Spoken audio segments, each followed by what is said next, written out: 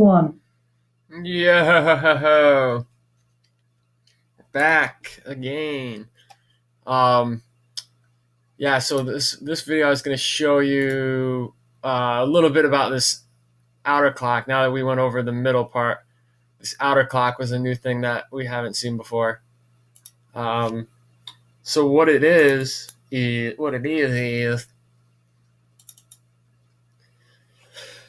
SVG. Now I got into SVG somehow, and I just that's another thing that just sucked me in. That was ridiculously ridiculous.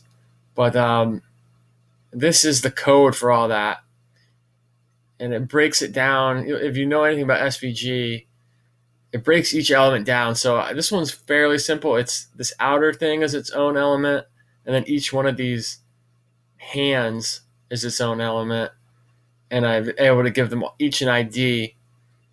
Um, and it's easy to figure out which one's which.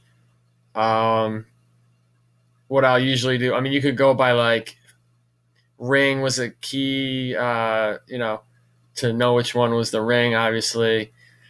Then you can look at the stroke and that, or you could just delete, or you just delete delete something in the code and watch the preview, and whatever changes, that's what it is. So, I mean, it's not too bad, not as bad as it would seem. So let's pull this up real quick. So this site is SMG SVG OMG. I think we went over this in the beginner video, but you may not have seen that. You go to that site and you've already made the SVG. I don't want to open Boxy because that's where I made it in. Boxy SVG, great program, free. Um, just like everything else that's good in this world, doesn't cost anything. This is running really slow with the video too, but essentially you make an SVG, and the Boxy lets you look at the code, but for some reason I couldn't figure out how to copy and paste from there. So why don't we load in? We'll just load in one of my little favicons, which is probably going to end up being yeah, it's really miniature because it's a favicon. It's like 20 pixels by 20 pixels or something. But anyway, this site, you load up any SVG, and then you just click over here to code, and it gives you, this is the condensed code. It's a code condenser, but I just used the original, which is a little toggle right here. You can see the condenser does all kinds of stuff to it. That's all the stuff it does. It's nuts.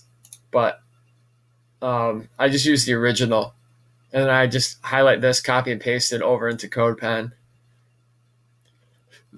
and then you can see just for this little tiny SVG, it's got text, it's got rectangles, it's the code for SVG, and if you understand SVG at all, this will make more sense to you. But the cool part about SVG is once you get it over into your CodePen or any editor, you can assign IDs, and you can manipulate each component separately or as a whole.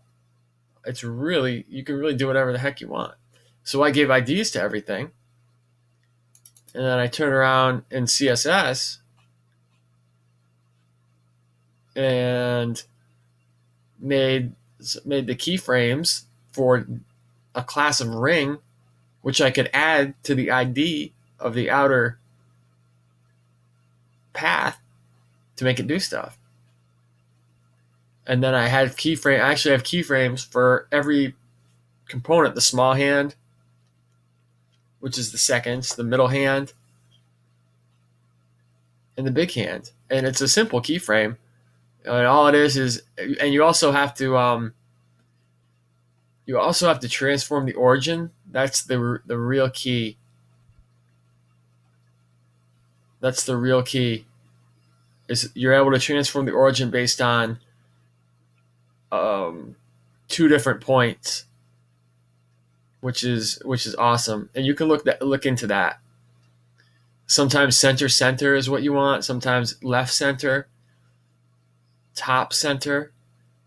I think there's even middle center and center center. I don't know. There's a lot of different origins, and you can just test that out when you're testing your animation.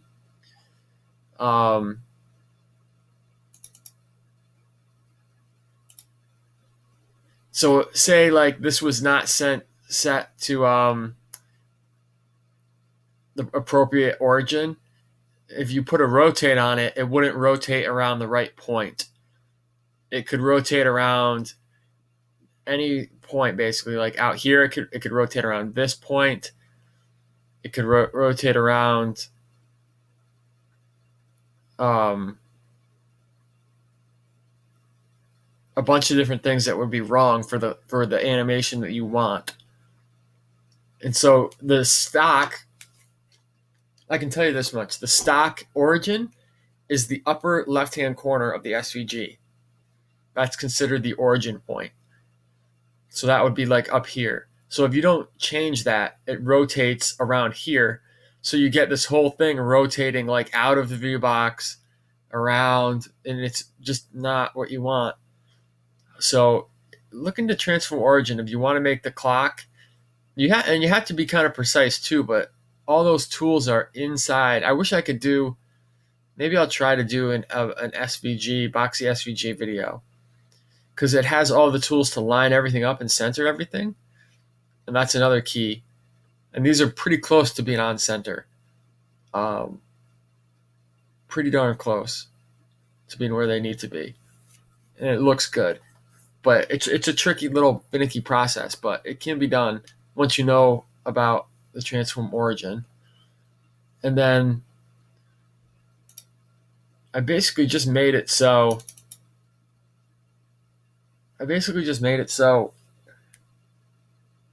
you have a rotate 360 degrees and you're running it linear, so it's smooth, and you're running an infinite loop. So it just keeps rotating around 360, again 360, again 360.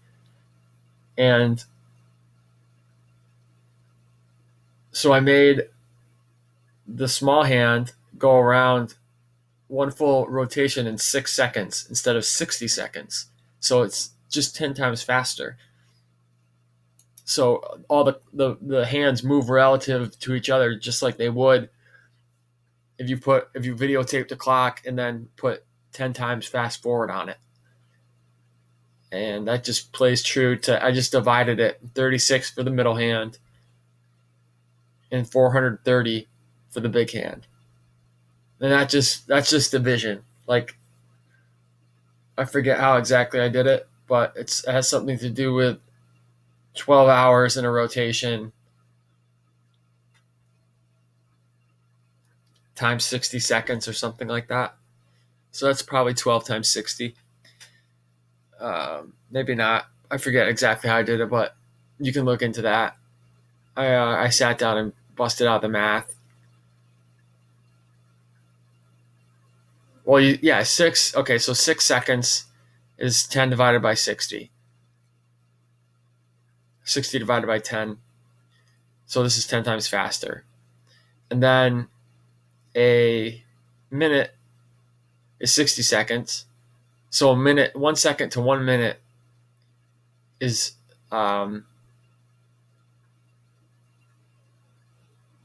6 times greater, basically.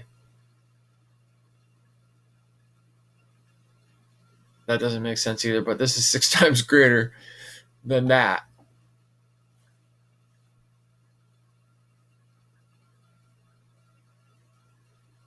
Because it's 60 times greater in real life, but we're doing 10 times faster.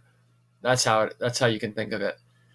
A minute is 60 times faster, but since we're doing a 10 times speed up, it's only 6 times here, which is kind of crazy. And then 12 times here, 12 times 36 here, which is, again, pretty crazy math, but it all somehow works out to make your clock work properly. And I'll include a link to this code, so you can mess around with it, set the clock to different speeds and stuff like that. All right, later.